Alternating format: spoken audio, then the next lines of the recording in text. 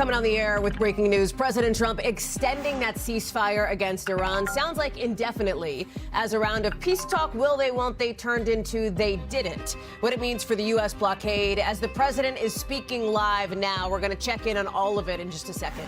Also new tonight, check this out, new red flag warnings all across the country for wildfires getting really serious in the south. We'll have the forecast as the cold starts to roll in, right as storms pick up. Then, in our breakdown, the fiery back and forth today over what the UK Prime Minister knew and when he knew it about his ambassador pick's ties to Jeffrey Epstein. Plus, you gotta catch 'em all, not take 'em all. Why some stores say they're gonna stop stocking super valuable Pokemon cards. And in tonight's original, the new push by Prince's estate to protect his legacy in the age of AI.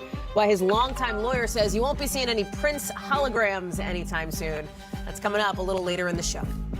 Hey, I'm Hallie, and we begin tonight with that breaking news. President Trump saying the U.S. and Iran need more time to get to a peace deal, so he's extending a ceasefire that was supposed to end tonight. Big headline here, no timeline for this new extension. Look at this. The president says he'll hold off on attacks until Iran submits a proposal for peace. He's not going to let up on the military blockade that the U.S. has going in these Iranian ports here. That's after a day of these question marks over peace talks ended in a punctuation point, an exclamation point, if you will.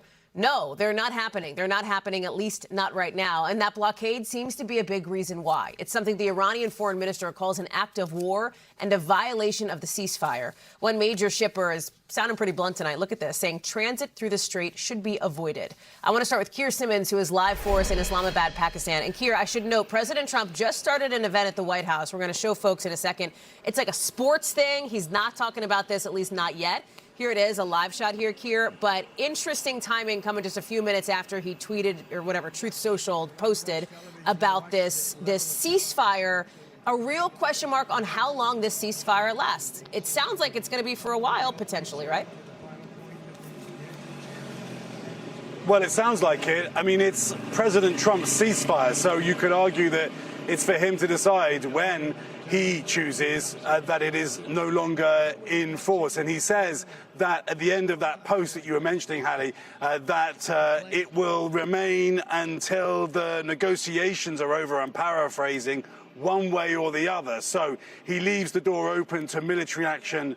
Later in that post, he says that Pakistan, here where I am, that it was at their advice, the leaders of Pakistan, that he should do this. And he points to the divisions within the Iranian regime, which is why he says in this post, the Iranians have not been able to put forward their own proposal. Now, it is the case that there are clearly divisions in the Iranian regime. What you could argue, on the other hand, that this buys time for the Iranians, but all the same, he's keeping the blockade, and that is punishing the Iranians economically.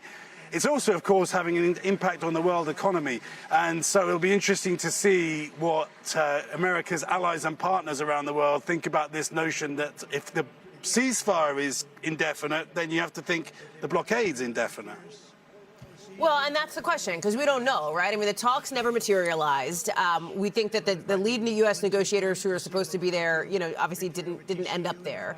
The Iranians really never committed, and so I think there's a question mark around next steps. We're showing the president here, Keir. I just want to be transparent with our audience, not because he's saying anything related to this, because he might, so we'll keep an eye on that. But you see the timing here. I mean, listen, it's no easy flight, my friend, to get from where I am in D.C. to where you are there in Islamabad. Yeah. Correct, but it's an easy flight from Tehran. It's about 2 or 3 hours away. And so it wasn't that difficult for the Iranians to get here. And in a way, and these negotiations often hang on these kinds of issues in a way that gave the Iranians an advantage, because they could watch Washington, see whether Vice President Vance was on his way, see whether President Trump's son-in-law, Jared Kushner, his envoy, Steve Witkoff, were on their way, and then decide whether they wanted to come here themselves. There was the risk for the Trump administration that they might arrive here in the Pakistani capital and find that the Iranians hadn't turned up, which would be embarrassing. And again, some of these negotiations really do come down to who's able to put the other side on the back foot, if you like. I do just want to bring you, Hallie, some reaction from Iran, because you were saying at the top there that President Trump tweeted, Truth Social. It's an incredible world, isn't it, where there are all of these platforms, often American platforms, and then America's adversaries can use them to respond so quickly. And we are hearing from Iranian state TV describing this as Trump black backs down, but we're also hearing from an advisor to the lead negotiator saying that Iran should still take military action because this person suggests on X that, in fact, this is just the US buying time before it's prepared to attack again. That's interesting. Keir Simmons, live for us there in Islamabad. Keir, plenty for you to juggle as the evening falls there. Appreciate that. Let me bring in our White House correspondent, Monica Alba, who joins us now. Interesting to hear Keir talk about that headline over in Iran, Trump backs down. Is this not the president looking to find an off-ramp here, Mon, or do we not know yet?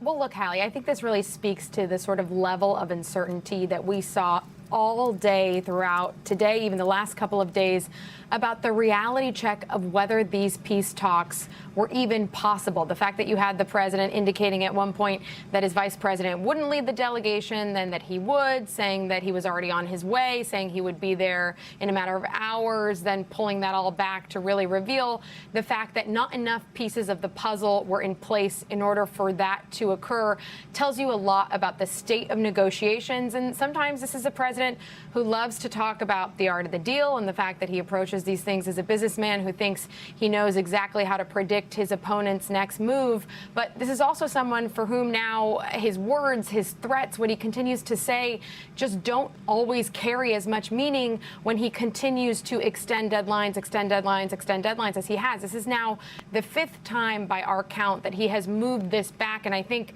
what's most telling about this one is that there is no time frame on it. It is moved back indefinitely. It is completely unclear how the White House now is going to try to frame this as being able to then make another deadline that they will have to announce about a decision to see if there's going to be additional military action or not. But I think the fact that the president decided that he couldn't send his negotiators, his vice president, Special Envoy Steve Witkoff, and his son-in-law to Pakistan to have these talks tells you that they were very nervous about potentially going and coming back empty-handed once again. So a lot of questions still, Hallie, about what this all means. But timeline-wise, we know that the White House, the president in particular, wanted to wrap this up as soon as possible, while publicly saying he also doesn't want to be pressured into what he calls a bad deal. Monica Alba, thank you very much. More to watch, more to come on that front. Appreciate that. We're going to keep an eye on all things at the White House. If the president speaks on this, we will bring it to you live right here. But we've also got to get to a situation that's developing pretty seriously in the South here. Wildfires with students in just the last little bit evacuated from elementary schools. Look at this. That's so much smoke there in Georgia. People had to leave their homes because of it. You can imagine the evacuations. Look at that on the left side there. You see those emergency vehicles. It looks like escorting people out. In Florida, you've got fires burning some 15,000 acres, or 15% contained in 3,000 acres. They're still trying to get it under control. And then in the West, we've seen this before, and it never gets any easier. Montana, also at issue here. Some 18 million people across the country are now under flag warnings and fire watches. Let's bring in our meteorologist, Bill Cairns, now. Walk us through it, Bill, especially the situation in Georgia, because it seems like that's the one that's escalating tonight. What's the expectation for that throughout the night? I mean, they're dealing with the drought there, too, right?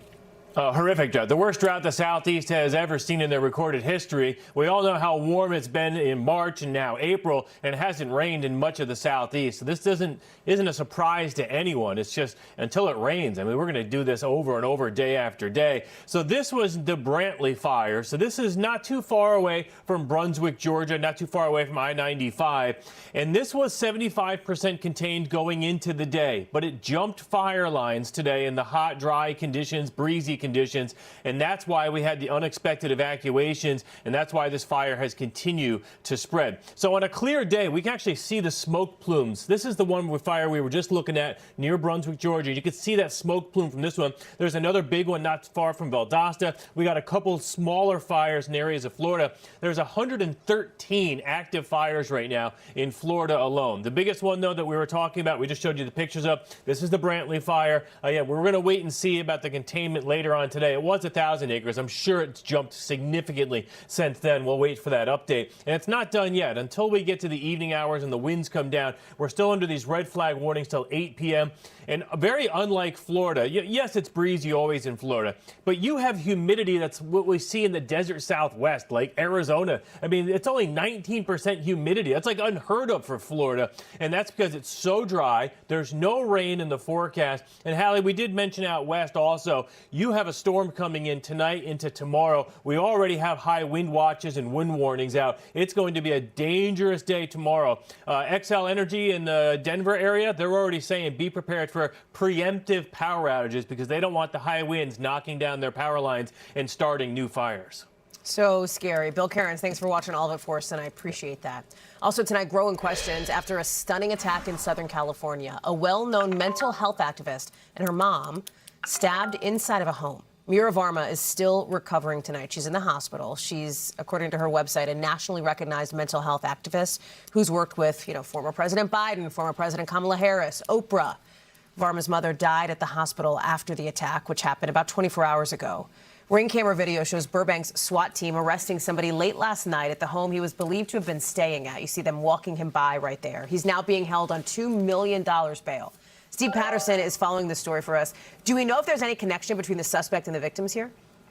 Burbank police are saying that is something that is still under investigation. I can tell you, having lived in Burbank for a few years myself, if proximity is any indication, the home where they picked this guy up, the residence, only about 2 miles, maybe 5 minutes or so from the residence where that stabbing occurred. But police are not making that equivalency. In fact, they released a statement not too long ago saying, quote, the relationship, if any, between the suspect and the victims remains under investigation, as does the motive. You mentioned Mira. It was her mother, Artie, that actually died. A beloved grade school teacher in that Burbank Unified School District. They released their own statement not too long ago as well, obviously saying that she was a really beloved person, that she was in the community. You can see there she's known not only for her dedication to teaching, but for the care, warmth, and passion she brought to her work every day. Her loss is felt profoundly across our district. That sentiment, of course, echoed by neighbors that our local affiliate spoke to. Here is one talking about the legacy she leaves behind. Listen to this. She was just really nice. I mean, she always treated everyone with respect. It seemed like all her students loved her. My brother had her as a teacher, and he loved her as a teacher. I think it's just going to be hard on everyone. Again, really quiet neighborhood, quiet community, quiet school district. Of course, there's going to be grief counselors to support the kids who are feeling anything that they need to express there today. Hallie. Steve Patterson, thank you very much. Let's take you to Mexico now, which is beefing up security at some of the country's big tourist spots, some of the archaeological sites there after that deadly shooting we brought you as breaking news last night. The attack at those popular ancient pyramids outside Mexico City caught on camera. So look at this video taken by tourists, people running away after hearing gunshots. You see them running kind of at the bottom third there of that video. They're ducking low on the steps of the pyramid. The person in red we've circled is believed to be the attacker, who police say opened fire, killed a woman from Canada before dying by suicide.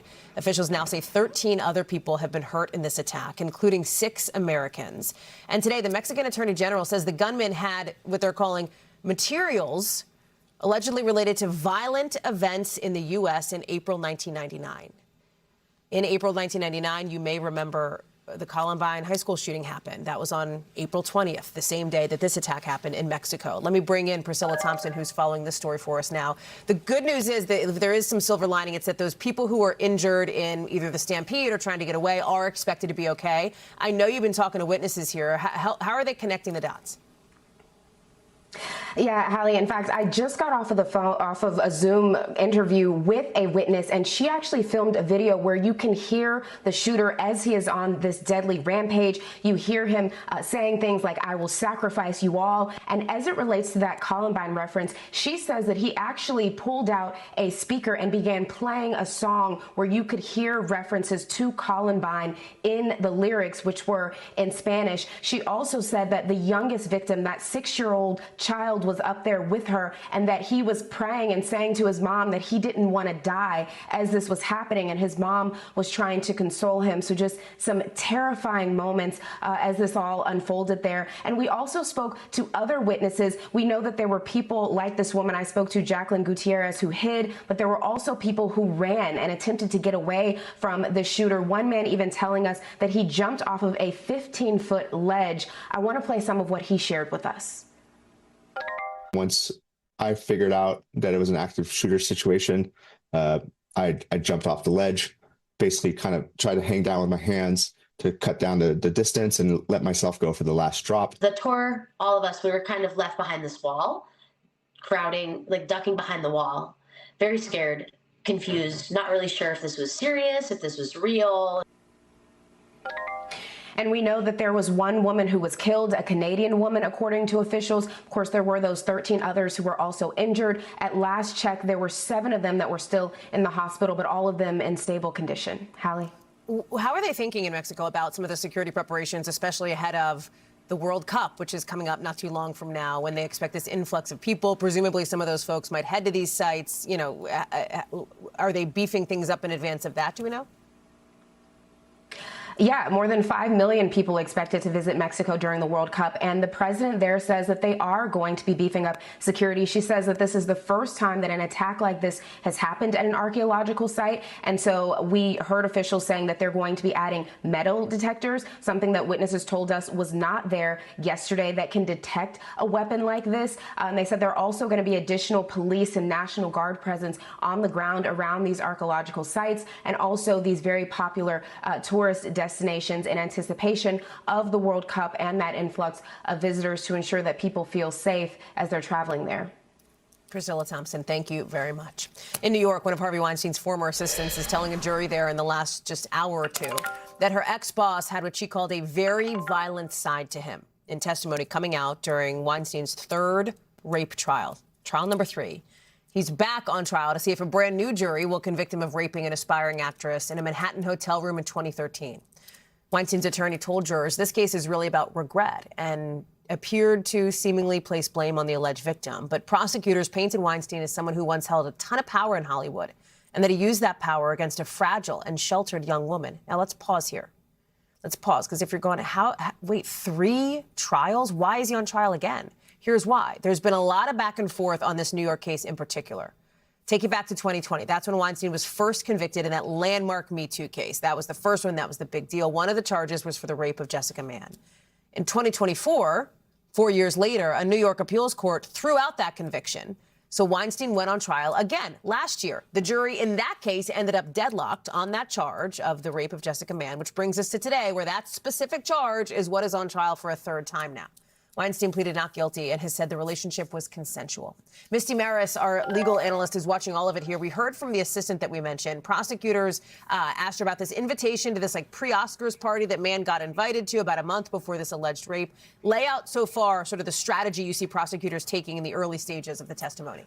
So the very early stages of the testimony is focused on establishing Weinstein as this powerful figure, which they say was manipulative and wielded his power and control over a very vulnerable Jessica Mann. So we heard from the assistant. She testified that to executives and business partners, Harvey Weinstein had a very different personality than he did with employees and others, laid the foundation for communications between Weinstein and Mann. We also heard from a witness from Getty Images and Hallie.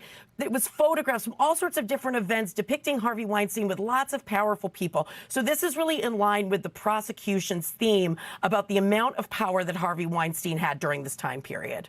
What is different this trial than the last trial when it comes to the defense strategy that you've noticed so far that you suspect will happen, Misty?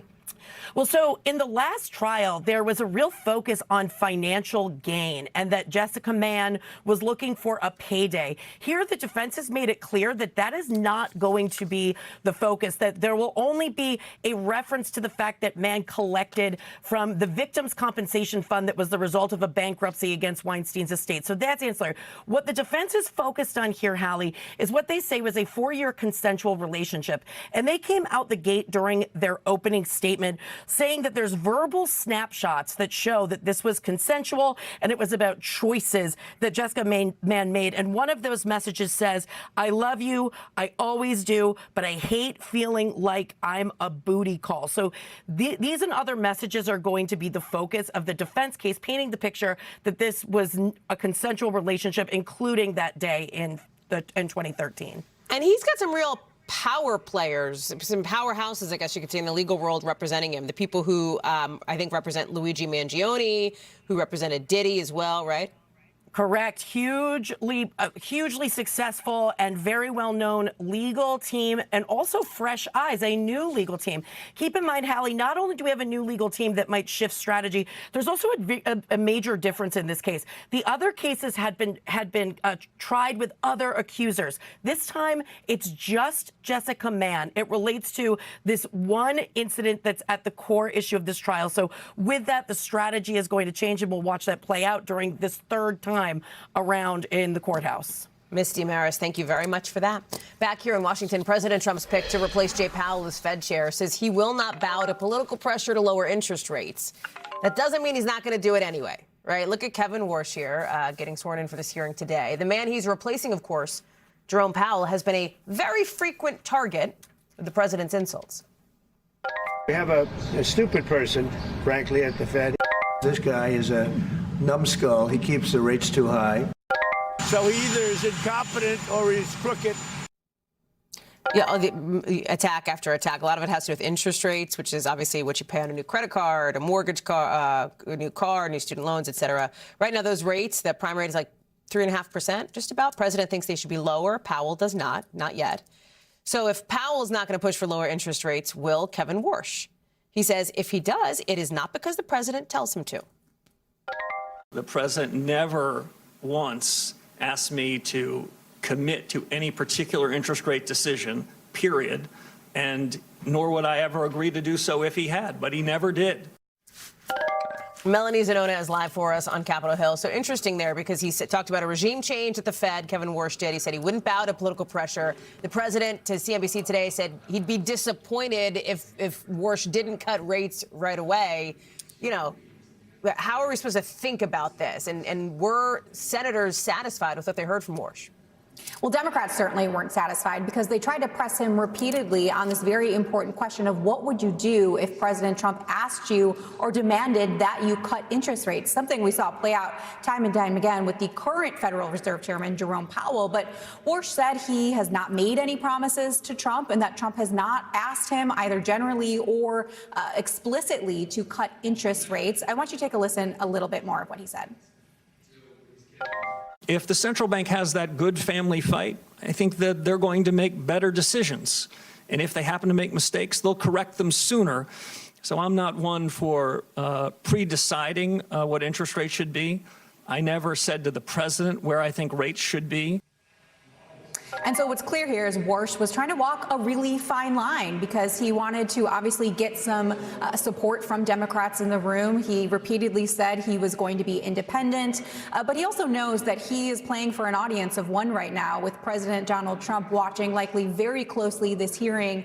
And given that interest rates is something that means a lot to the president, he had to say things like, you know, I don't think that this is actually something that we should be concerned about if the president is expressing his opinions on interest rates. That's not going to threaten the Fed independence. And so you saw that very careful navigation he was trying to do in that committee as this question of Fed independence has come up repeatedly during Donald Trump's second term.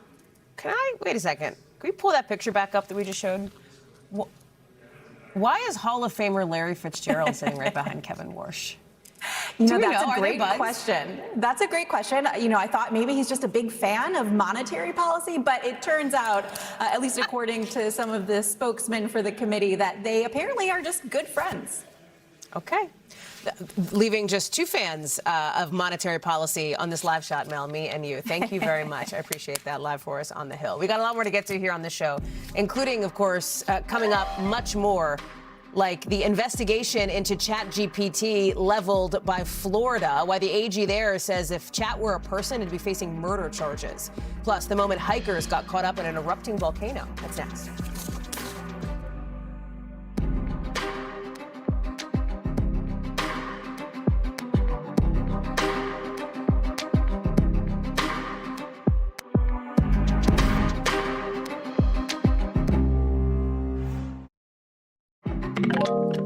So the Attorney General down in Florida is really cranking up the heat on ChatGPT today, launching a criminal investigation into whether Chat helped a suspect plan a shooting at Florida State University, a shooting that killed 2 people. This is a real escalation, with the AG now saying he's subpoenaing OpenAI, which of course owns ChatGPT, saying that Chat gave the suspect advice on what kind of gun to use, what kind of ammo to use, among other things. Watch this. My prosecutors have looked at this, and they've told me if it was a person on the other end of that screen, we would be charging them with murder. ChatGPT is not a person, but that does not absolve our office, my prosecution team, of our duty to investigate whether or not there is criminal culpability here. OpenAI tells NBC News in part that ChatGPT is not responsible for this crime. They say the chatbot provided factual responses to questions with information that can be found across the internet and did not encourage illegal activity. Kathy Park is covering this one for us, and that is a really sort of attention-grabbing comment from the Attorney General. It's dramatic that if this were a person, they would be charged with murder. It speaks to the implications now around AI use, around culpability, around, to OpenAI's point, what can be found on the internet and the responsibility that some of these companies do or don't have. Yeah, Hallie, that's absolutely right. I mean, this probe launched by Florida's AG was quite eye-opening, and he kicked off today's press conference kind of reiterating that this gunman last year consulted ChatGPT the day of the shooting. He asked everything, as you mentioned, the type of gun to use, the type of ammo. He even asked if there was a shooting at FSU, how would the country react, and what time is it the busiest in the FSU Student Union? Hallie, we know OpenAI, ChatGPT, it is a form of technology, but the AG reiterated that there are people who designed this product. So this doesn't mean there is no criminal culpability. And he released this statement. It reads in part, Florida law states that anyone who aids, abets, or counsels someone in the commission of a crime, and that crime is committed or attempted, may be considered a principal to the crime.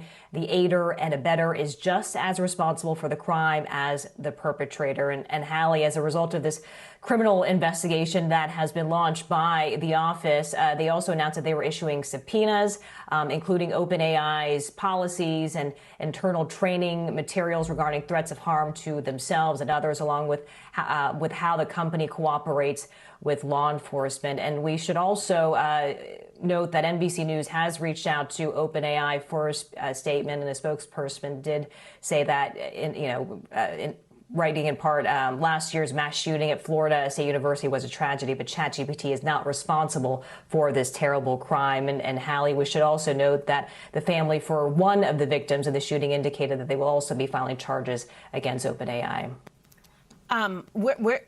How, if at all, would this affect the open case now into the suspected shooter at FSU? Yeah, so at last check, this trial for the suspected shooter has been delayed. It is now scheduled for October, so later on this fall. This was because his public defender actually had to bow out for conflict of interest. So once again, the shooter, he has pleaded not guilty. He is facing, however, multiple charges for murder and attempted murder, Hallie. Kathy Park, thank you very much for that. Let's get you over to the 5 things our team thinks you should know about tonight. Number 1, the 16-year-old accused of killing his stepsister on a Carnival cruise ship has pleaded not guilty to murder and sex assault charges. 18-year-old Anna Kepner was found dead on board that ship last year. Her stepbrother, the suspect, will be back in court for his arraignment tomorrow. Number 2, some pretty wild video out of Guatemala of the moment hikers ran away from an erupting volcano. Look at that. They're kind of, you see them? They're tiny, but they're going down the slope, the side of that volcano. It goes off apparently pretty often. It's one of the most active volcanoes in the world. Number 3, a Florida Republican tells NBC News he is not resigning. Corey Mills says instead he will face and cooperate an ethics investigation into him. A fellow Republican has introduced a resolution to expel Mills over allegations that include sexual misconduct. Mills says he didn't do anything wrong. Just hours earlier, a different Floridian, a Democrat, resigned after the ethics committee found she violated more than 24 House rules. Number 4, it's going to get a little bit more expensive to get to the happiest place on Earth. Walt Disney World has opened up early bookings for next year. It's looking like it's going to cost you more than it did in years past. USA Today says some single-day tickets to Magic Kingdom cost $219 on certain dates and could go even higher, up about 10% compared to last year. Disney has not responded to our request for comment on this. And you know, on this show, we love all things Sunday nights, especially in the sports world. Big announcement for Sunday Night Football. Mike Tomlin is set to join Football Night in America as a sports analyst. Former Steelers coach there. He stepped down in January as head coach. I don't know if you remember this, but Sunday Night Football, that's right here on NBC News, right after nightly news on Sunday nights. Just hot tip. We'll see you there. When we come back on this show, however, we'll tell you how one plane ended up next to cars on an Arizona street. We'll show you the video. Plus, the international crime spree tied to Pokemon cards. Why it has a lot of stores questioning whether to keep them on the shelves.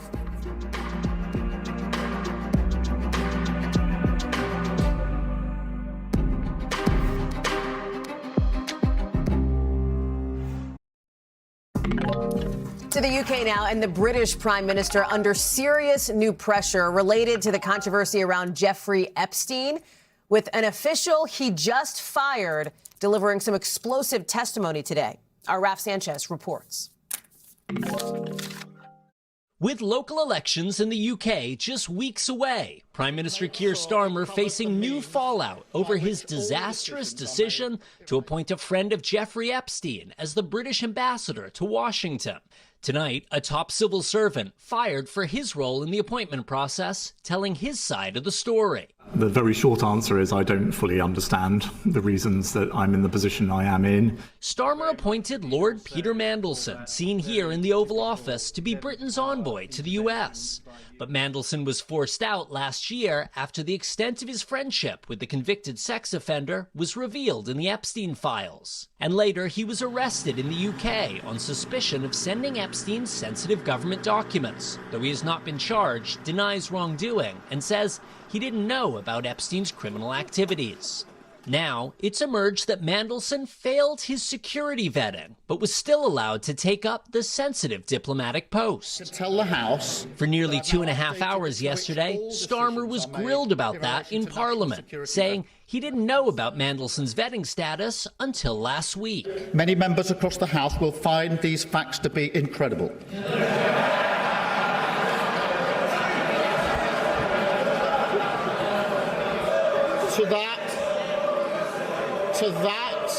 To that, I can only say they are right. Starmer fired the top civil servant at the Foreign Office, Sir Ollie Robbins, who he says should have told him. But today, Robbins getting his turn to speak in front of a parliamentary committee, saying he didn't inform Starmer because of the sensitivity of the vetting process, but adding Starmer's aides were dismissive about the security vetting and wanted to rush through Mandelson's appointment in time for President Trump's second inauguration. The focus was on getting Mandelson out to Washington quickly.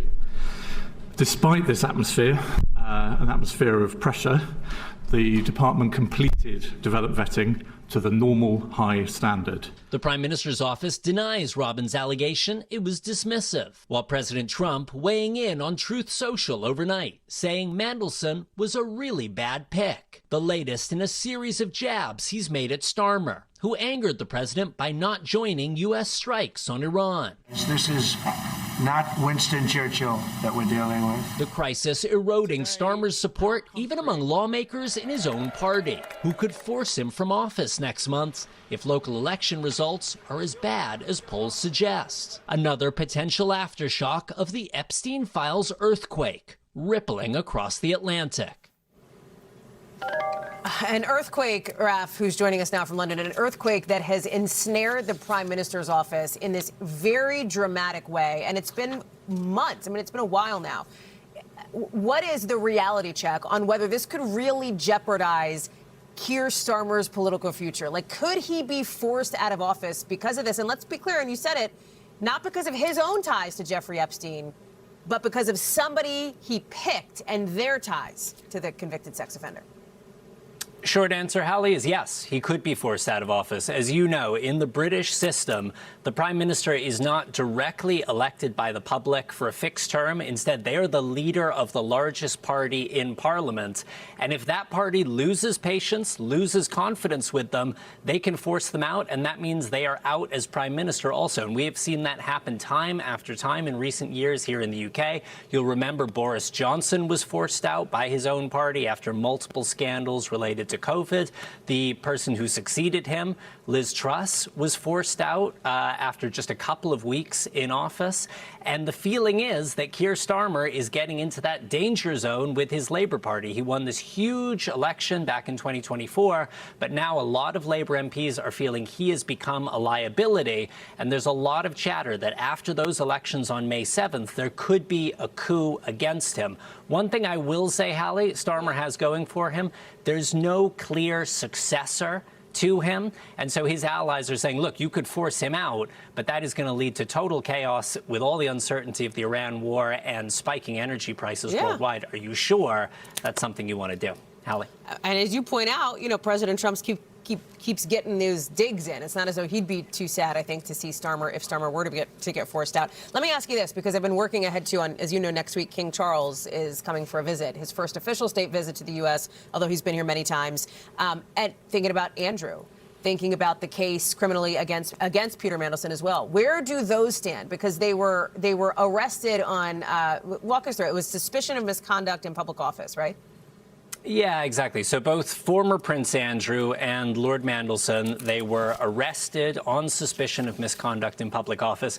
Neither of them have been charged, and we and they are waiting to see whether or not prosecutors decide to bring charges. It has been kind of interesting, Hallie.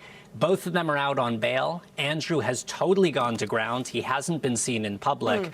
Mandelson every day goes out and walks his dog around Regent Park in central London, and the photographers are there waiting for him. And so they ask him questions every day about what he thinks about this scandal that his appointment has caused. He's not answering, but he's looking very, very uncomfortable. Hallie? Well, then why does he keep walking his dog in the same place past the same reporters?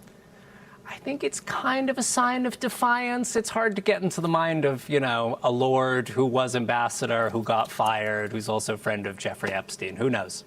Raf, come back. We will consider yourself booked, I think, next week. Thank you very much, Raf Sanchez. Appreciate you walking us through all of that. Thanks.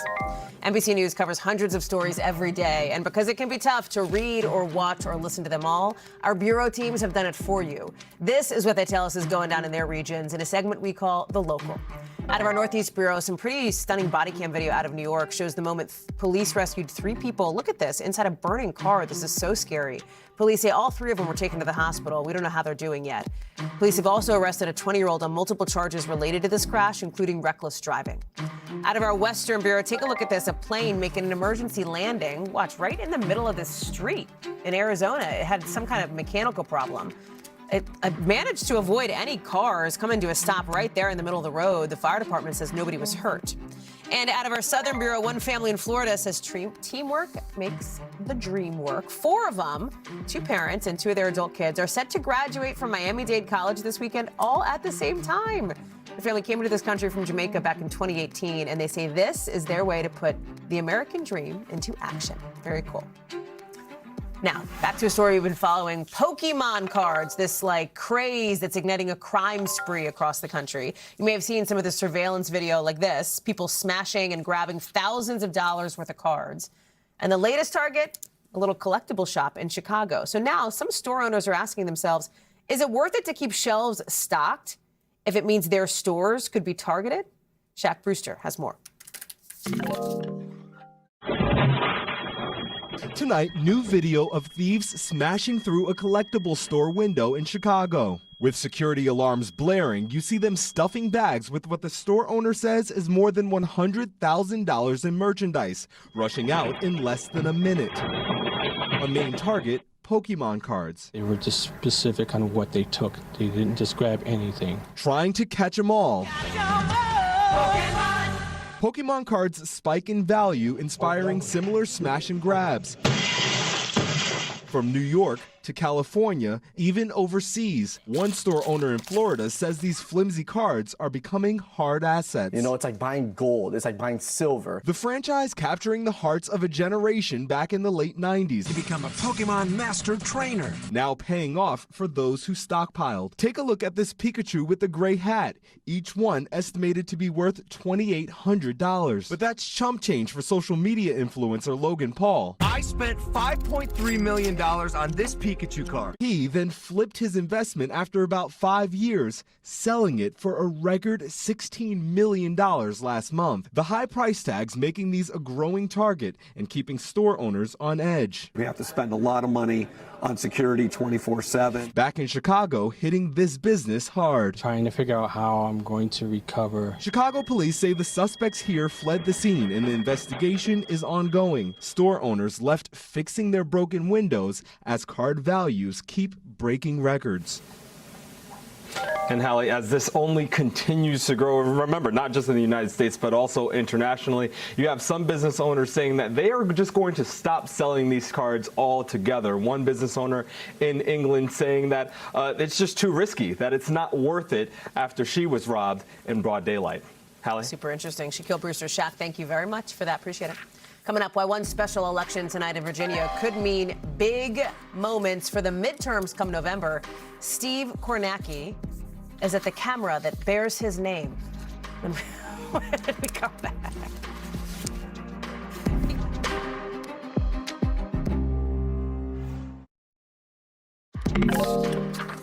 Tonight, as we speak, Virginians are voting about the future of voting in that state on a ballot measure from Democrats pushing for a new congressional map, which could net Democrats 4 more seats here in Washington. So this is something, it's like one of those state stories that could have national implications. Current map on the left, proposed one on the right. Here's what Virginia voters are telling our teams. I voted because I think that we've learned that elections have consequences and that we need to exercise every opportunity to make sure that we make our voices heard. I voted yes, and the reason that I voted yes is because we need to make things fair across the board. The shenanigans that the president is playing needs to stop. Virginia is only now the latest battleground in this huge redistricting fight sweeping the nation. President Trump has wanted this to try to widen the Republican majority in Congress, had wanted redistricting. 6 states redrew their maps last year, including both Republican and Democratic ones, at least trying to. Both sides here pulling in former President Obama, trying to use his own words to back their stance. Because of things like political gerrymandering, our parties have moved further and further apart, and it's harder and harder to find common ground. That's why 2/3 of Virginians voted to end partisan gerrymandering. But Richmond politicians want to shred our bipartisan process. Virginia, we are counting on you. Republicans want to steal enough seats in Congress to rig the next election and wield unchecked power for 2 more years. But you can stop them by voting yes by April 21st. Steve Kornacki is breaking all of it down at the big board for us tonight. Kornacki Cam, we love it. We love to see you. We love having you here. Virginians don't seem to be loving how kind of confusing some of them find this ballot issue, right? Like, how much could that play into tonight? Walk us through what you're looking for. Yeah, I mean, look, there is the question of the wording of this. Democrats are advancing this proposal, and the language here, they're really leaning into the idea that this is temporary, that remember the state had passed, the voters had passed and enacted this sort of anti-gerrymandering push before. You're seeing the wording up on the screen there. So they're nodding to that in the wording of this. They're trying to sort of soften this, I think, with the language. This was something Democrats in California did when they were essentially forced to go to voters for approval for the same thing last fall. It worked in California for them. Virginia Democrats trying to make that work here. I think the question, as these results come in here, there's a particular sort of type of place in Virginia I'm going to be looking at tonight. There are the map here in the state. There are 16 counties and independent cities that both voted for Abigail Spanberger last year in the governor's race, but that also went Republican in the 2021 governor's race. They voted for Glenn Youngkin. Remember, Youngkin got elected governor that year. So those are sort of the marginal places tonight. And I think that's where the voters are a bit cross-pressured on this, and how are they going to sort of resolve this? So some of those places in particular, the big ones that we're going to be looking at right down here, Virginia Beach, right next door in Chesapeake, 250,000 people in Chesapeake, almost 500,000 in Virginia Beach. Those are 2 places that are, they were for Spanberger, they were for Youngkin. I think the no side, the folks on the no side of this, they want to be winning both of those places tonight. They want to be winning them probably by 5 or more points. I think the pure kind of toss-up county potentially tonight, and the one that might be the best bellwether for the state, though, is just south of Richmond, Chesterfield County. This is a giant one. Abigail Spanberger won this thing in a landslide last year in the governor's race. Glenn Youngkin won it by a very small margin when he got elected in 2021. And I think that's it. what Youngkin was able to just pull off here was just enough to get him elected in 21. And I think it's the same thing for the no side. If they can actually win, it wouldn't be by much, but if they could win in Chesterfield County, that might be a bellwether about how the rest of the state is going. If the yes side's winning and winning by a healthy margin in Chesterfield, I think that would be a statement as well. Super interesting. My friend, if we wanted to watch the results come in live and you at the big board doing it, how in the world could we possibly see that? We got YouTube, we got through the NBCnews.com site, and I'm getting better at this, Hallie. Go to my Twitter or X. The link is there. Love, appreciate you so much. We'll hit up your MySpace and we're going to find it and it's going to be great. We're so excited to see the live stream. Steve, pleasure. We'll talk to you again. I know we got lots to talk about coming up in the month of May related to politics and midterm primaries as well. So appreciate you. Thanks, pal. We'll be watching tonight. Still to come here on this show, how Prince's estate is fighting on a new front to try to protect his legacy, even in the age of AI. Stay with us.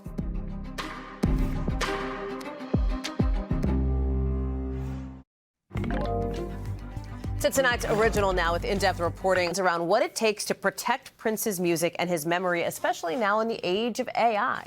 Chloe Malas explains in tonight's original. A voice that spans genres and generations. Prince, now gone for 10 years. Because he was the greatest artist musician of all time, a true artist. That's L. Londell McMillan, Prince's longtime attorney who helped the artist fight his record label to gain control of his music back in the 90s. Now he says that he works to protect Prince's legacy as a manager of his estate, a task that has to evolve with time and technology. I spy a purple piano behind you. He's at Paisley Park, Prince's home-turned museum. Well, I am now in the coveted Studio B live room. Prince Rogers Nelson rose to fame in 1984 with his breakout hit Purple Rain, the film and its soundtrack becoming a cultural phenomenon. The project produced chart-topping hits and the winner is Prince for Purple Rain. Earned him an Oscar. I could have never imagined this in my wildest dreams. Across his career, Prince sold millions of records. His fight to own his music still shapes conversations today about artists' rights. He wanted to free himself from the encumbrances and the contracts and those people that he felt had restrained him at the time. Prince's legacy is no stranger to controversy. From the start, Prince died without a will, triggering years of legal battles over control of his estate, worth more than $100 million, which was split between family members. Half of them later sold their stakes to a music company, Primary Wave, which came in a bigger wave of some major artists selling their catalogs in 9-figure deals, while others like Taylor Swift fought to buy her own master recordings back.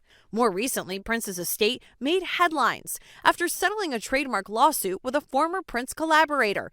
Balancing fortune with fans is not always simple. You have to super serve an audience who they just want what they want no matter how they get it. But my role as a fiduciary is to make sure that they get the product in a way that respects Prince's wishes. There are no federal laws governing what's called right of publicity, or the use of someone's name, image, or likeness after death. Instead, there's a patchwork of state laws, and now a new challenge. I'm very much concerned about how technology in general, AI in particular, is moving. Some see potential exploitation, like the criticism this video received after Ozzy Osbourne's death, posing with other deceased artists' likeness, including Prince. McMillan doesn't approve. Others see it as a way to extend a legacy. An AI-generated version of the late actor Val Kilmer will star in a movie with the estate and family's permission.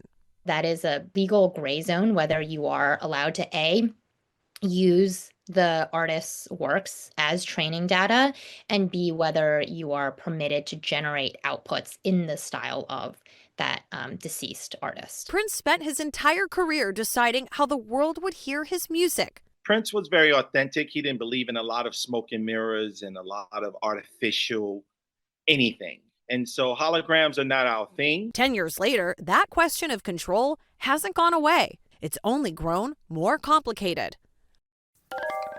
Chloe Malas is joining us now. It's so interesting, Chloe. We're glad to have you on this. The estate released that new song. We played it right at the top there. They're holding a celebration at Prince's house today. All of it is to kind of remember this person who's a legend and who really was, as you have laid out in this piece, like kind of on the leading edge of figuring out his estate was like the or trying to raise these questions of legacy and what that looks like in this age of technology that's evolving so quickly. Yeah, Hallie, it's clear that he had a really good idea as to how he wanted his legacy to look, and there is going to be that celebration with a lot of performances, VIP tours, more unreleased music, Shaka Khan, Morris Day, Cat Graham, you name it. So if you're in Minnesota, go by Paisley Park. They're going to be celebrating Prince's life and legacy June 3rd through 7th, Hallie. Chloe Malas, thank you very much. That does it for us for this hour, but we've got more coverage picking up right now.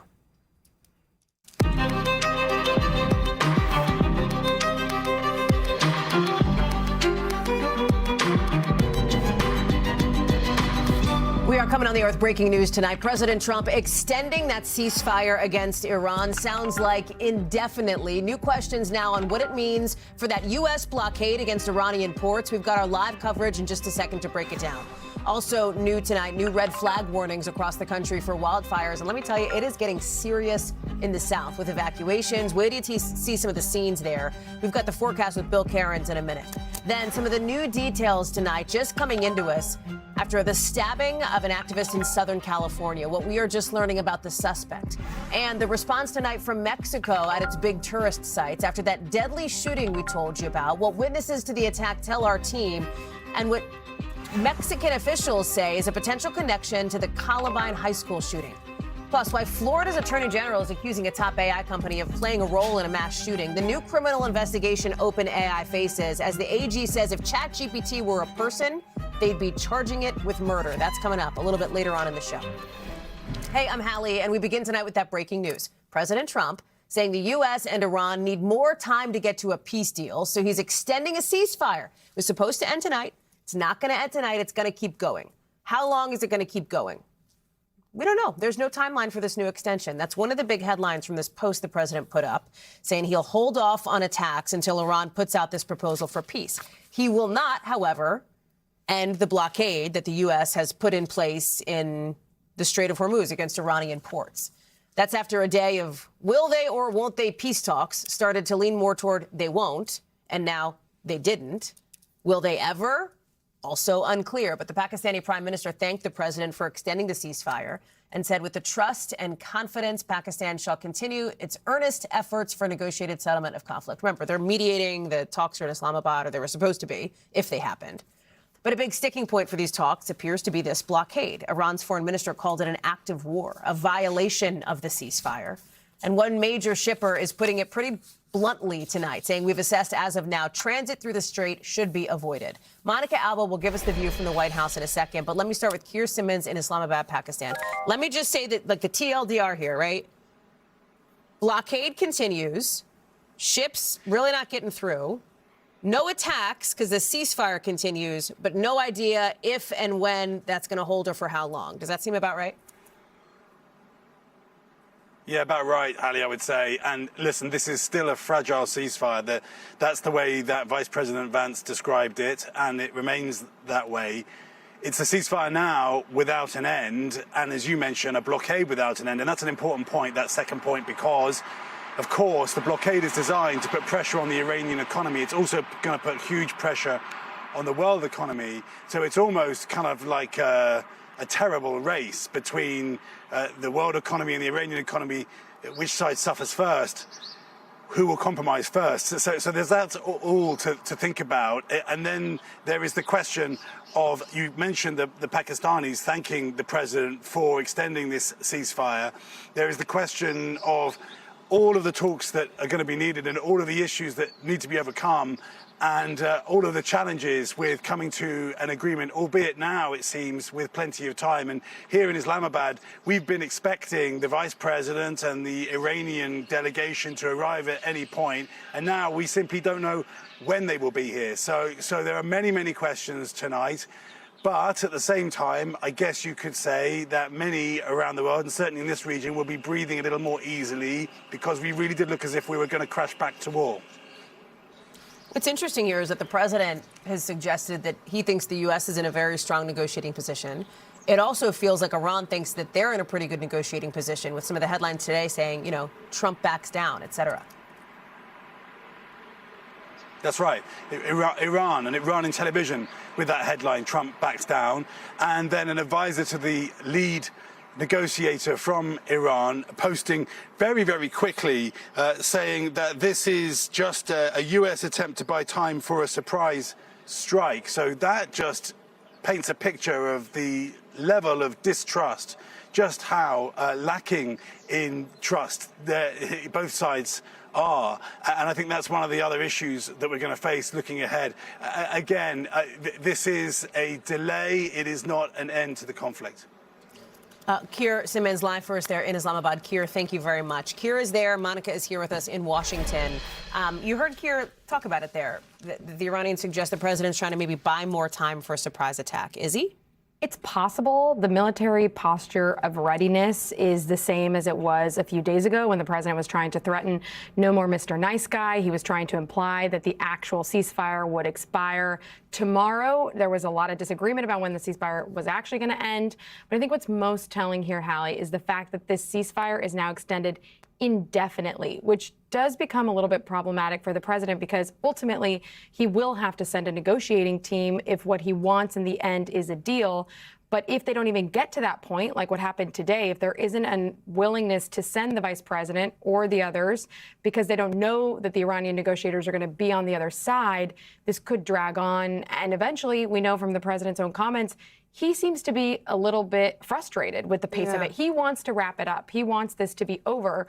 And so then he could renew these threats to potentially resume the bombing, specifically on power plants and other sites that are being talked about as these dual purpose sites. They could have a military target implication, but they also would be a pretty severe issue potentially for civilians and the implications of all of that. So that's something we know that the administration is prepared to do. The Pentagon has prepared those plans if the president says go. What we don't know now is whether there's a time frame here where the president ultimately does decide before his trip to China, or whether there's another outsized factor that influences his thinking and change, whether he does decide to continue the military campaign, or whether there is some opportunity for peace talks. But the peace talks a week and change ago, they left empty-handed. So I think today they were faced with the reality that that could happen again.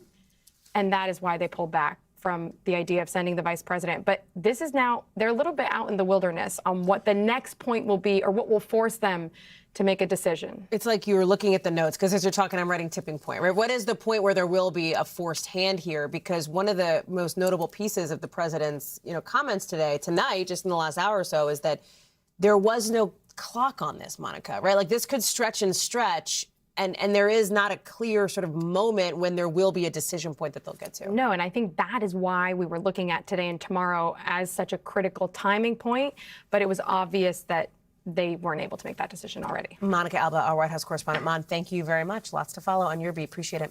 Tonight, also lots to follow when you're looking at the weather and specifically the wildfires, especially in the South, where things are getting serious. These fast-moving fires forcing evacuations. But before we get to that, some other breaking news here. A tornado spotted in California, of all places, in just the last hour. So let's walk through this. First wildfire, that's what you're seeing. Look at these images. People turning around on this highway here. I mean, the sky is black. The other shot, this is one of the angles here. You got another shot from a different location. Students had to be let out of school early. People had to leave their homes. In Florida, you've got a fire that's about 3,000 acres. And then in the West, Montana and Arizona have a lot of wind, a lot of smoke, not a lot of moisture with this California tornado. Let me bring in meteorologist Bill Cairns. We're seeing the images here. I'll check with my control room. I don't think we have pictures yet of this tornado that apparently has been reported in California. That is not a place, we don't talk about that in California that much. What's going on? Hallie, the comments on social were interesting. Some people are like, wait, I moved to California to get away from tornadoes. And other people are like, wait, California can get tornadoes? Like they're seeing their phones with tornado warnings. So let me take you into, this is the Fresno area. So about 45 minutes ago, this thunderstorm, which is now not tornadic, now it's a severe thunderstorm warning, some gusty winds, maybe some small hail. But this did have a tornado with it about 30 to 45 minutes ago. It was spotted by law enforcement. So the tornado warning went out. So everyone in Fresno Mexico got this alert on their phone saying there's a tornado warning heading for Fresno, and obviously that's going to make everyone panic and go, what's going on? Thankfully, at weekend, it went north of town. We have now no confirmation of any damage, injuries, fatalities, or anything. And if we get anything in, of course, we'll let you know immediately. But again, that has now since been dropped. So let's get to the fires, because today it's all about southern Georgia and also in Florida. This area has a horrific drought going on in the extreme to exceptional category. That's the highest level of drought. We didn't get any water over the winter. It's been a hot spring, a dry spring. And because of this, just anything that forms is quickly firing up. We've got a couple big fires that we've been watching in southern Georgia, especially. This Brantley fire is the one that we had the jumped containment lines today. Now it's up to 1,500 acres. Earlier today, it was about 500 acres. So we've had a rapid amount of spread because of the red flag warnings. It's breezy. The relative humidity feels like the desert, 19% in Florida of all places. You think of Florida as you walk outside and you start sweating. It's so humid. This is a very dry air mass. And tomorrow we're going to switch. We get a little break in the southeast, but we have a windstorm coming through the Rockies. We'll watch this tomorrow. Our friends in Colorado especially, got my eye on you. All right, Bill, holler if anything pops and come back. We'll bring you up. Thank you, pal. Appreciate that. Also tonight, in just the last 15 minutes, you had the FBI Director Kash Patel speaking with reporters after that report accusing him, among other things, of perhaps being intoxicated on the job. Let me play what he said. I've never been intoxicated on the job, and that is why we filed a $250 million defamation lawsuit. And any one of you that wants to participate, bring it on. I'll see you in court. Patel there. Patel, is suing The Atlantic for defamation after an article in that outlet cited several unnamed sources who say Patel abuses alcohol and has unexplained absences at the FBI. He denies those allegations. The Atlantic says in a statement, quoting here, "We stand by our reporting. We will vigorously defend The Atlantic and our journalists against this meritless lawsuit." Ryan Riley, I think, is at the Justice Department. Unrelated news conference for Patel, right? But I guess he took a question on it right at the end. What happened? Yeah, that's right. And he actually I got to get into a back and forth with the director about this specific thing of whether he was thought he had ever been fired. And I pressed as many ways as I possibly could about whether Kash Patel ever thought he had been fired after he had this login issue in getting into the computer system on April 10th. And that's sort of the lead of this, The Atlantic story, that he, according to The Atlantic, had a freak out and made a bunch of calls afterwards because he was unable to get into the computer system and therefore thought he was fired. And he dodged Hallie just in about every possible way he could. I put the question to him repeatedly. He sort of did a what about answer where he said, "How many of you have had computer problems?" And tried to just dodge in every possible way he could. He never really answered the direct question of whether he thought he had ever been fired or whether he had actually talked to anybody about whether he had been fired. And of course, as we previously reported, NBC heard a lot of that commotion contemporaneously, and that's why there are a lot of these questions to the White House and DOJ and the FBI about whether, in fact, he was fired. Ryan Riley. Ryan, thank you very much for that developing news there for us in the last couple of minutes. Appreciate you hopping in front of a camera. Let's take it in Mexico now, where they're beefing up security at some of these big tourist spots after that deadly shooting we told you about just about 24 hours ago when it happened. The attack at these popular ancient pyramids outside Mexico City. Look at some of the video here taken by tourists. So the lower, the bottom half, basically, look at that. People running. Some people were ducking to try to get low on these pyramid steps when somebody opened fire. That person is circled in red there going up. Police say that the attacker opened fire before killing a Canadian woman and then dying by suicide. 13 other people were hurt in the attack, including 6 Americans. And today, Mexico's Attorney General says that the attacker had what they call materials on him allegedly related to violent events in the U.S. in April 1999. Obviously, April 1999, the Columbine High School shooting. Yesterday marked 27 years since that happened. Let me bring in Priscilla Thompson, who's joining us now. Priscilla, those individuals are expected to be okay, those who were hurt, but we're also getting some new information on things. You talked to somebody who heard what the attacker was saying and talking about while he was opening fire.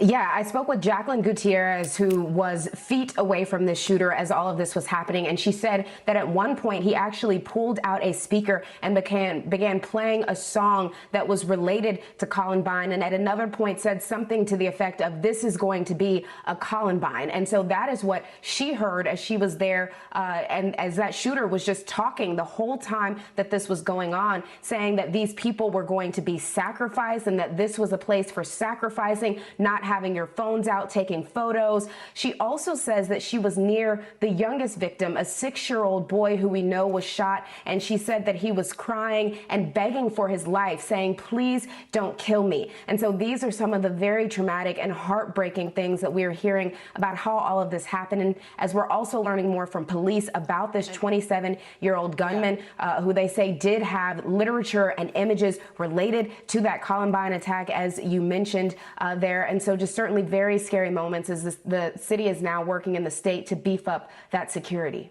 And Priscilla, you referenced some of that video. I believe we have it. We just got it in. I want to play a little bit of it now.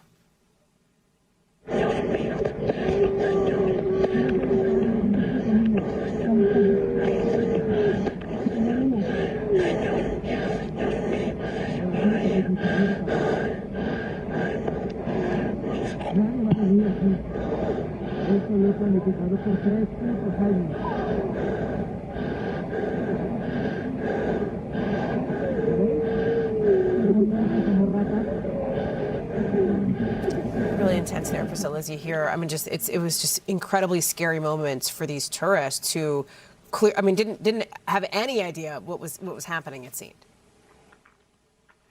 Yeah, and felt like they had no way to escape because they weren't near those stairs that you saw those people running down. And so you hear the heavy breathing, you hear the cries as this shooter is talking in Spanish about sacrificing people. At one point he says, "Don't look at me, you don't look death in the eye." And another point he talks about killing Koreans. And one thing that survivor who I spoke to said that it appeared that he was targeting tourists, that he seemed to be specifically targeting tourists from what he was saying. He also made mention of Europeans, saying, "You're not going back." And so just very troubling things that we're learning with this new video and information from police. Very much so. Priscilla Thompson, thank you for bringing that to us on the air here tonight. Thanks. Also tonight, some growing questions after an attack in Southern California. A well-known mental health advocate and her mother stabbed inside of a home. Mira Varma survived. She's recovering in the hospital tonight. She's 25 years old. Her website describes her as a nationally recognized mental health activist. She's worked with former President Biden, former Vice President Harris, Oprah Winfrey. Her mother, however, did not survive. She died at the hospital after the attack. Ring camera video shows Burbank's SWAT team arresting a suspect late last night at the home he was believed to have been staying in. He's now being held on $2 million bail. We're going to continue to bring you updates as we learn more on this. Also tonight in New York, one of Harvey Weinstein's former assistants is telling a jury there late today that her ex-boss had a very violent side to him, her words. In testimony coming out during Weinstein's third rape trial, he is back on trial now to see if a new jury may convict him of raping an aspiring actress in a Manhattan hotel room in 2013. Weinstein's attorney told jurors this case is really about the alleged victim's regret. But prosecutors painted Weinstein as somebody who once held a ton of power in Hollywood and that he used that power against a fragile and sheltered young woman. Now, if you're like, well, wait a second, how is this trial number 3 for Weinstein? You see him there. Why is he on trial again? Here's why. There's been a lot of back and forth in New York on this case. Back in 2020, this was, Me Too movement. Weinstein was first convicted in that landmark Me Too case. One of the charges was for the rape of Jessica Mann. 4 years later, an appeals court threw that out. So Weinstein went on trial again last year. That jury got deadlocked on that particular rape charge, which brings us to today, where the charge is what's on trial now for a third time.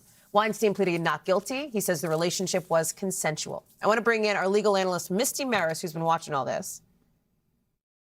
We heard from the assistant that we mentioned. Prosecutors asked her about this invitation to this pre-Oscars party that Mann got invited to about a month before this alleged rape. Lay out so far sort of the strategy you see prosecutors taking in the early stages of the testimony. So the very early stages of the testimony is focused on establishing Weinstein as this powerful figure, which they say was manipulative and wielded his power and control over a very vulnerable Jessica Mann. So we heard from the assistant. She testified that to executives and business partners, Harvey Weinstein had a very different personality than he did with employees and others, laid the foundation for communications between Weinstein and Mann. We also heard from a witness from Getty Images and Hallie. It was photographs from all sorts of different events depicting Harvey Weinstein with lots of powerful people. So this is really in line with the prosecution's theme about the amount of power that Harvey Weinstein had during this time period.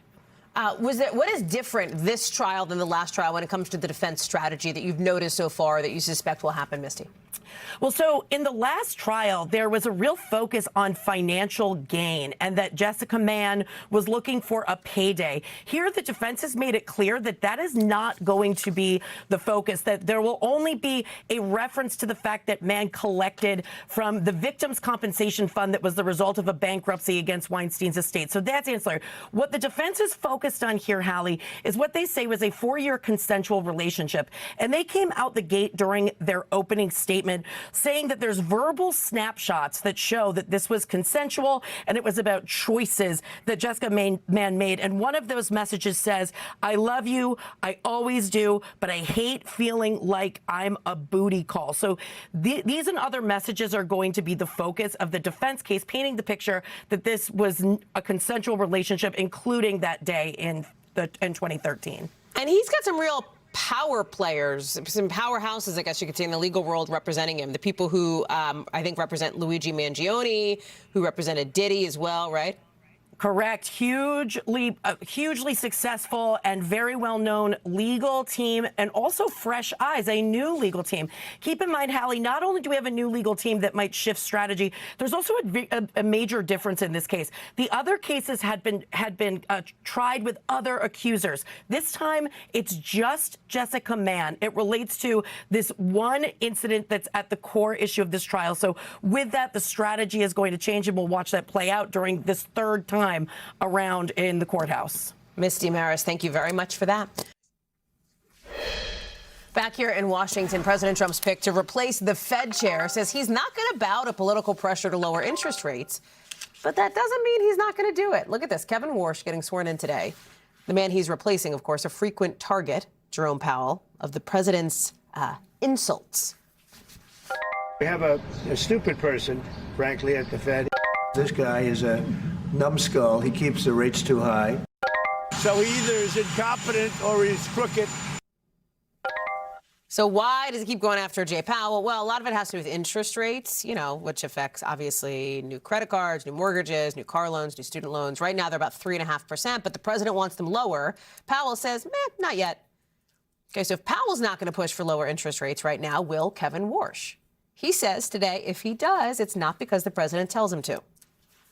The president never once asked me to commit to any particular interest rate decision, period, and nor would I ever agree to do so if he had, but he never did. Mel Zanona is on Capitol Hill for us. Independence of the Fed is obviously something that a lot of people think is really, really critical here. So many on both sides of the aisle say that is what they want. Do they think Kevin Warsh will give it to them?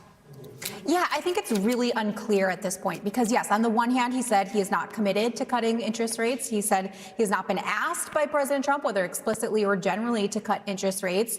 And he said he believes in the independence of the Fed. But at the same time, he was really downplaying concerns from Democrats about the fact that President Trump is constantly out there putting this public pressure on at least the current Fed chairman to lower interest rates. Just take a listen to that moment. I do not believe that independence of monetary policy is threatened when elected officials state their views on rates. Fed independence is up to the Fed. But really, Hallie, it's not Democrats that Warsh needs to worry about. It's Republican Senator Tom Tillis, who is retiring. That is because he is vowing to hold up this nomination, not because he has any issues with Kevin Warsh, but because he has an issue with the investigation into Fed Chair Jerome Powell, who is being investigated by the administration right now for the millions of dollars that he spent on office renovations for the Fed. Tillis has called that a bogus investigation, and he said until that probe is dropped, he is not going to vote for any nominee nominee to replace Jerome Powell. So unless something changes here, it's possible that this nomination could be caught in limbo for the foreseeable future, Hallie. Melanie Zanona. Mel, thank you. Live for us on the Hill. Appreciate that. Coming up tonight, the now criminal investigation into ChatGPT. Why Florida's Attorney General says if Chat were a person, it'd be facing murder charges. Plus, we'll show you the moment hikers got caught up in an erupting volcano, scrambling for safety. That's next.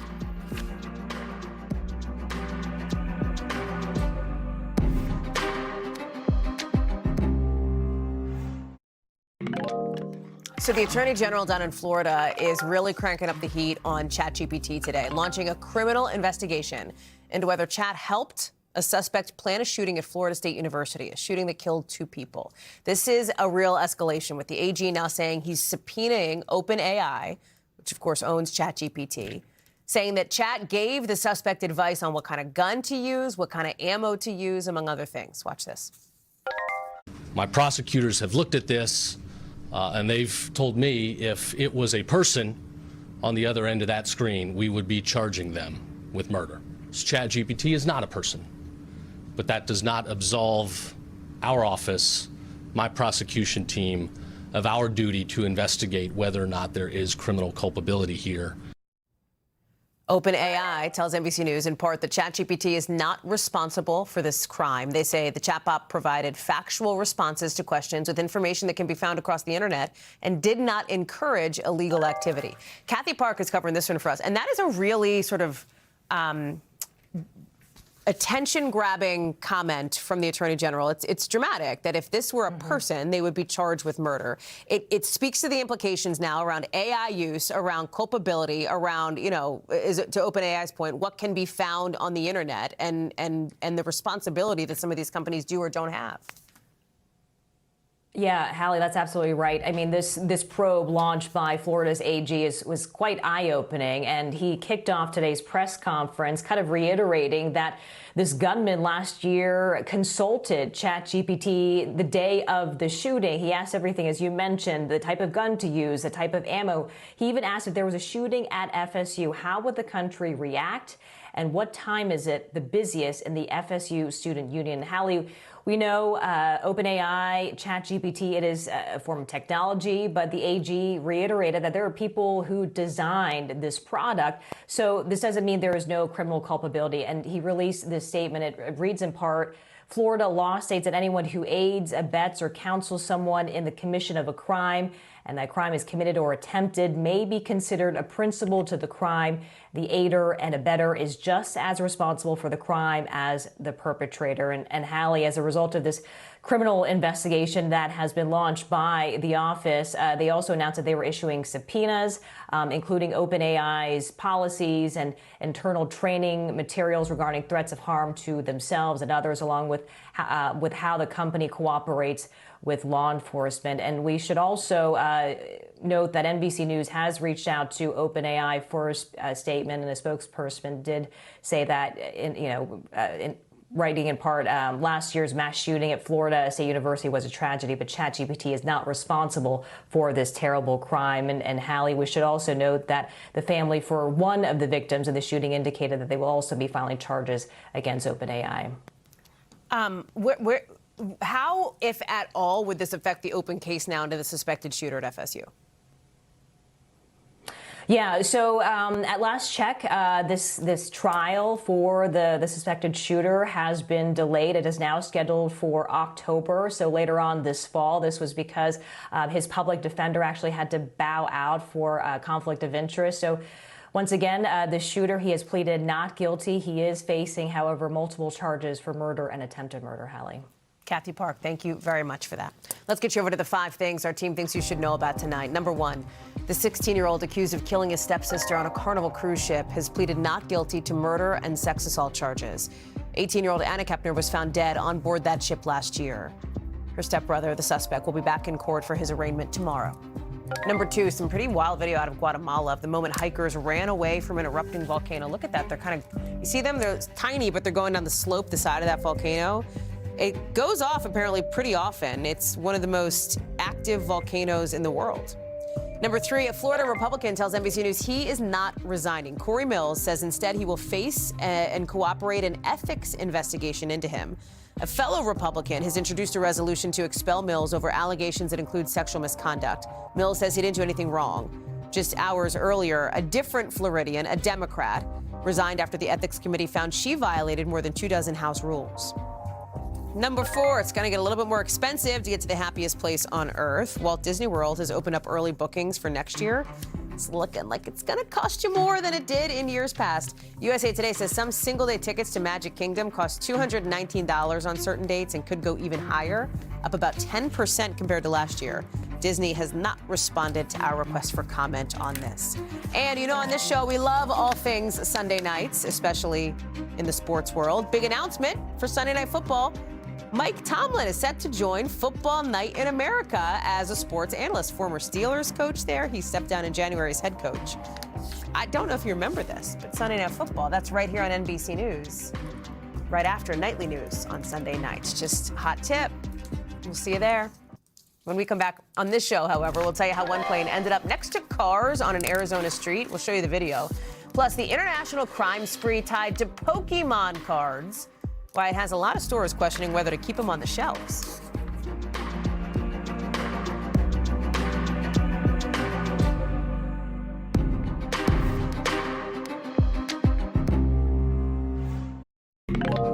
To the UK now, and the British Prime Minister under serious new pressure related to the controversy around Jeffrey Epstein, with an official he just fired delivering some explosive testimony today. Our Raf Sanchez reports.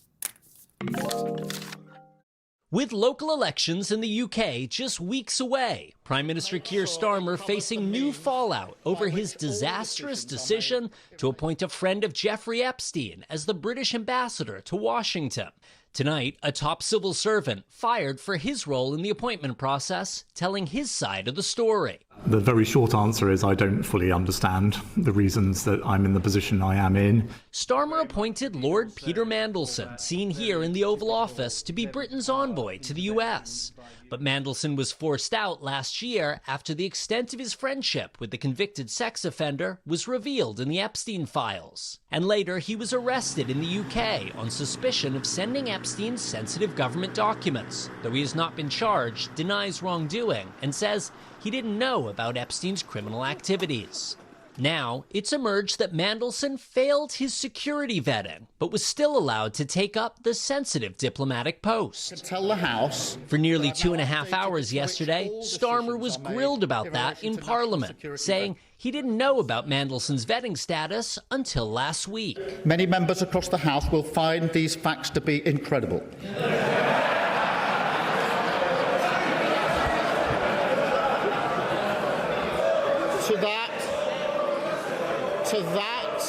To that, I can only say they are right. Starmer fired the top civil servant at the Foreign Office, Sir Ollie Robbins, who he says should have told him. But today, Robbins getting his turn to speak in front of a parliamentary committee, saying he didn't inform Starmer because of the sensitivity of the vetting process, but adding Starmer's aides were dismissive about the security vetting and wanted to rush through Mandelson's appointment in time for President Trump's second inauguration. The focus was on getting Mandelson out to Washington quickly.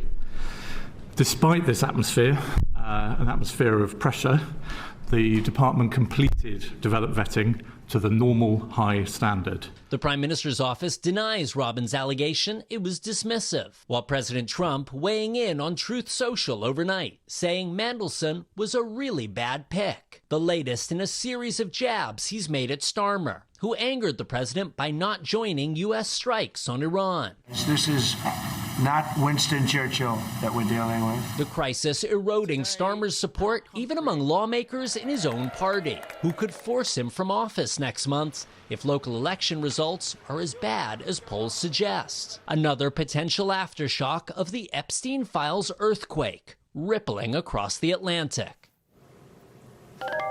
An earthquake, Raf, who's joining us now from London, an earthquake that has ensnared the Prime Minister's office in this very dramatic way. And it's been months. I mean, it's been a while now. What is the reality check on whether this could really jeopardize Keir Starmer's political future? Like, could he be forced out of office because of this? And let's be clear, and you said it, not because of his own ties to Jeffrey Epstein, but because of somebody he picked and their ties to the convicted sex offender? Short answer, Hallie, is yes. He could be forced out of office. As you know, in the British system, the Prime Minister is not directly elected by the public for a fixed term. Instead, they are the leader of the largest party in Parliament. And if that party loses patience, loses confidence with them, they can force them out. And that means they are out as Prime Minister also. And we have seen that happen time after time in recent years here in the UK. You'll remember Boris Johnson was forced out by his own party after multiple scandals related to COVID. The person who succeeded him, Liz Truss, was forced out after just a couple of weeks in office.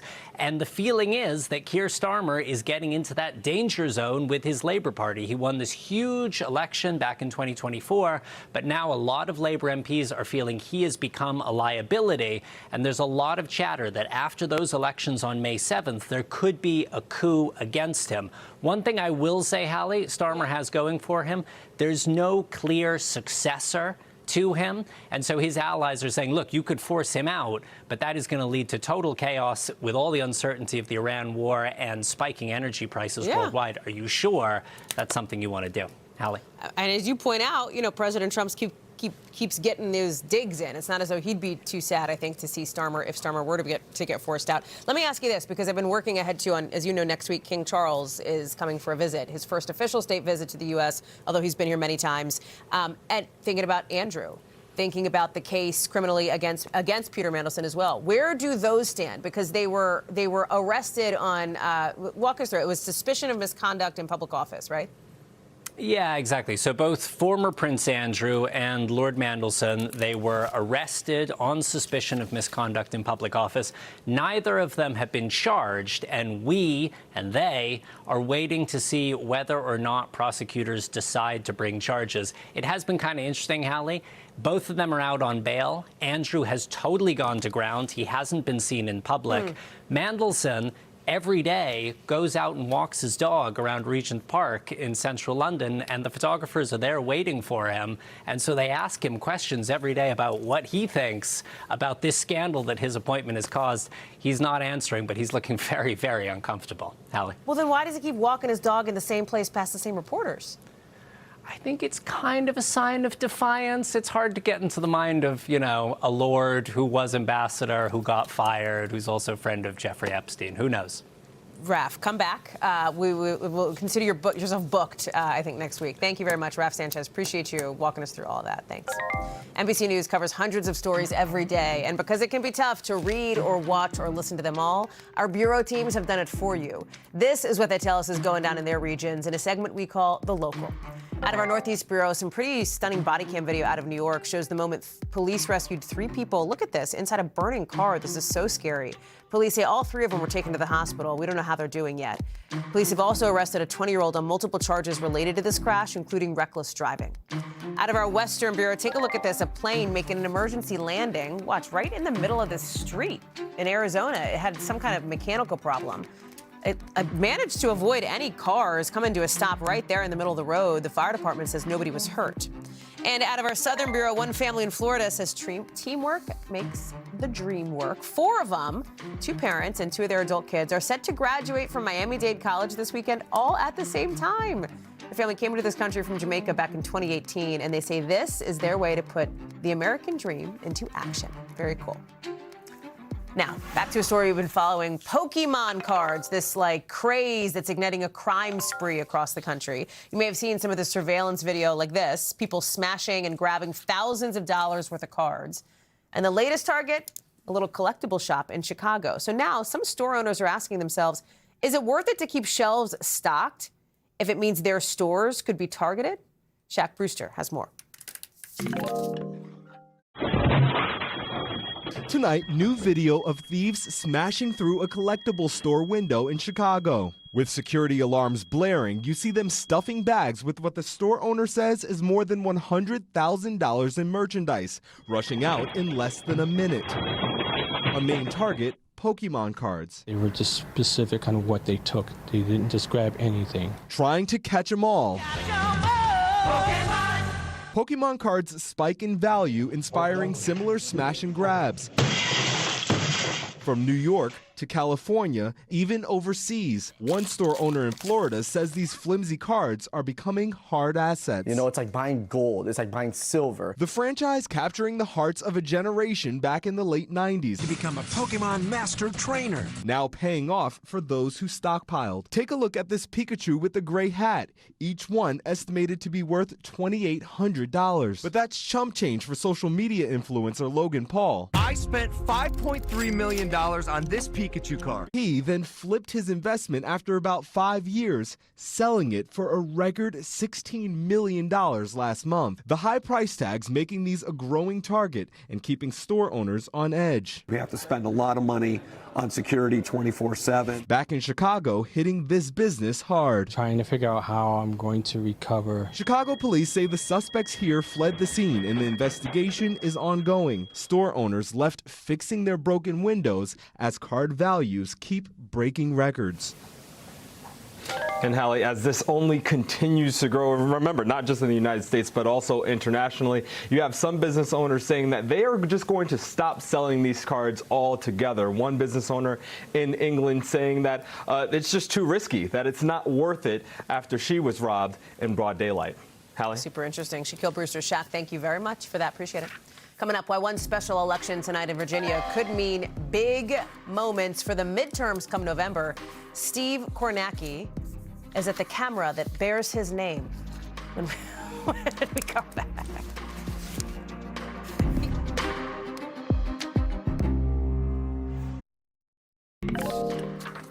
Tonight, as we speak, Virginians are voting about the future of voting in that state on a ballot measure from Democrats pushing for a new congressional map, which could net Democrats 4 more seats here in Washington. So this is something, it's like one of those state stories that could have national implications. Current map on the left, proposed one on the right. Here's what Virginia voters are telling our teams. I voted because I think that we've learned that elections have consequences and that we need to exercise every opportunity to make sure that we make our voices heard. I voted yes, and the reason that I voted yes is because we need to make things fair across the board. The shenanigans that the president is playing needs to stop. Virginia is only now the latest battleground in this huge redistricting fight sweeping the nation. President Trump has wanted this to try to widen the Republican majority in Congress, had wanted redistricting. 6 states redrew their maps last year, including both Republican and Democratic ones, at least trying to. Both sides here pulling in former President Obama, trying to use his own words to back their stance. Because of things like political gerrymandering, our parties have moved further and further apart, and it's harder and harder to find common ground. That's why 2/3 of Virginians voted to end partisan gerrymandering. But Richmond politicians want to shred our bipartisan process. Virginia, we are counting on you. Republicans want to steal enough seats in Congress to rig the next election and wield unchecked power for 2 more years. But you can stop them by voting yes by April 21st. Steve Kornacki is breaking all of it down at the big board for us tonight. Kornacki Cam, we love it. We love to see you. We love having you here. Virginians don't seem to be loving how kind of confusing some of them find this ballot issue, right? Like, how much could that play into tonight? Walk us through what you're looking for. Yeah, I mean, look, there is the question of the wording of this. Democrats are advancing this proposal, and the language here, they're really leaning into the idea that this is temporary, that remember the state had passed, the voters had passed and enacted this sort of anti-gerrymandering push before. You're seeing the wording up on the screen there. So they're nodding to that in the wording of this. They're trying to sort of soften this, I think, with the language. This was something Democrats in California did when they were essentially forced to go to voters for approval for the same thing last fall. It worked in California for them. Virginia Democrats trying to make that work here. I think the question, as these results come in here, there's a particular sort of type of place in Virginia I'm going to be looking at tonight. There are the map here of the state. There are 16 counties and independent cities that both voted for Abigail Spanberger last year in the governor's race, but that also went Republican in the 2021 governor's race. They voted for Glenn Youngkin. Remember, Youngkin got elected governor that year. So those are sort of the marginal places tonight. And I think that's where the voters are a bit cross-pressured on this, and how are they going to sort of resolve this? So some of those places in particular, the big ones that we're going to be looking at right down here, Virginia Beach, right next door in Chesapeake, 250,000 people in Chesapeake, almost 500,000 in Virginia Beach. Those are two places that are, they were for Spanberger, they were for Youngkin. I think the no side, the folks on the no side of this, they want to be winning both of those places tonight. They want to be winning them probably by 5 or more points. I think the pure kind of toss-up county potentially tonight, and the one that might be the best bellwether for the state, though, is just south of Richmond, Chesterfield County. This is a giant one. Abigail Spanberger won this thing in a landslide last year in the governor's race. Glenn Youngkin won it by a very small margin when he got elected in 2021. And I think that's it. What Youngkin was able to just pull off here was just enough to get him elected in 21. And I think it's the same thing for the no side. If they can actually win, it wouldn't be by much, but if they could win in Chesterfield County, that might be a bellwether about how the rest of the state is going. If the yes side's winning and winning by a healthy margin in Chesterfield, I think that would be a statement as well. Super interesting. My friend, if we wanted to watch the results come in live and you at the big board doing it, how in the world could we possibly see that? We got YouTube. We got through the NBCnews.com site. And I'm getting better at this, Hallie. Go to my Twitter or X. The link is there. Love, appreciate you so much. We'll hit up your MySpace and we're going to find it and it's going to be great. We're so excited to see the live stream. Steve, pleasure. We'll talk to you again. I know we got lots to talk about coming up in the month of May related to politics and midterm primaries as well. So appreciate you. Thanks, pal. We'll be watching tonight. Still to come here on this show, how Prince's estate is fighting on a new front to try to protect his legacy, even in the age of AI. Stay with us.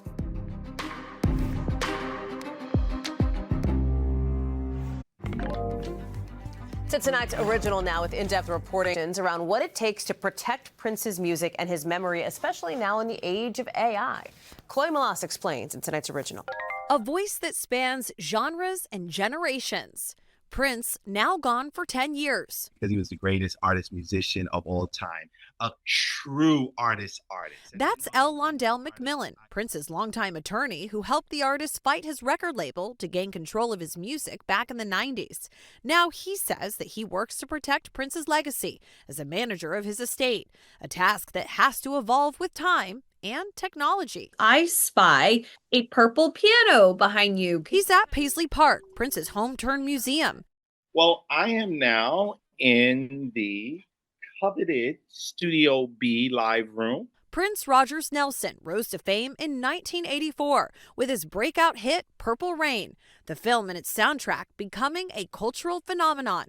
The project produced chart-topping hits and the winner is Prince for Purple Rain. Earned him an Oscar. I could have never imagined this in my wildest dreams. Across his career, Prince sold millions of records. His fight to own his music still shapes conversations today about artists' rights. He wanted to free himself from the encumbrances and the contracts and those people that he felt had restrained him at the time. Prince's legacy is no stranger to controversy. From the start, Prince died without a will, triggering years of legal battles over control of his estate, worth more than $100 million, which was split between family members. Half of them later sold their stakes to a music company, Primary Wave, which came in a bigger wave of some major artists selling their catalogs in 9-figure deals, while others, like Taylor Swift, fought to buy her own master recordings back.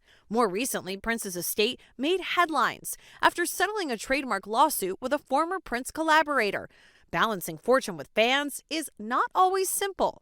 You have to super serve an audience who they just want what they want no matter how they get it. But my role as a fiduciary is to make sure that they get the product in a way that respects Prince's wishes. There are no federal laws governing what's called right of publicity, or the use of someone's name, image, or likeness after death. Instead, there's a patchwork of state laws, and now a new challenge. I'm very much concerned about how technology in general, AI in particular, is moving. Some see potential exploitation, like the criticism this video received after Ozzy Osbourne's death, posing with other deceased artists' likeness, including Prince. McMillan doesn't approve. Others see it as a way to extend a legacy. An AI-generated version of the late actor Val Kilmer will star in a movie with the estate and family's permission. That is a legal gray zone, whether you are allowed to A, use the artist's works as training data, and B, whether you are permitted to generate outputs in the style of that deceased artist. Prince spent his entire career deciding how the world would hear his music. Prince was very authentic. He didn't believe in a lot of smoke and mirrors and a lot of artificial anything. And so holograms are not our thing. 10 years later, that question of control hasn't gone away. It's only grown more complicated. Chloe Malas is joining us now. It's so interesting, Chloe. We're glad to have you on this. The estate released that new song. We played it right at the top there. They're holding a celebration at Prince's house today. All of it is to kind of remember this person who's a legend and who really was, as you have laid out in this piece, like kind of on the leading edge of figuring out his estate was like or trying to raise these questions of legacy and what that looks like in this age of technology that's evolving so quickly. Yeah, Hallie, it's clear that he had a really good idea as to how he wanted his legacy to look, and there is going to be that celebration with a lot of performances, VIP tours, more unreleased music, Shaka Khan, Morris Day, Cat Graham, you name it. So if you're in Minnesota, go by Paisley Park. They're going to be celebrating Prince's life and legacy June 3rd through 7th, Hallie. Chloe Malas, thank you very much. That does it for us for this hour, but we've got more coverage picking up right now.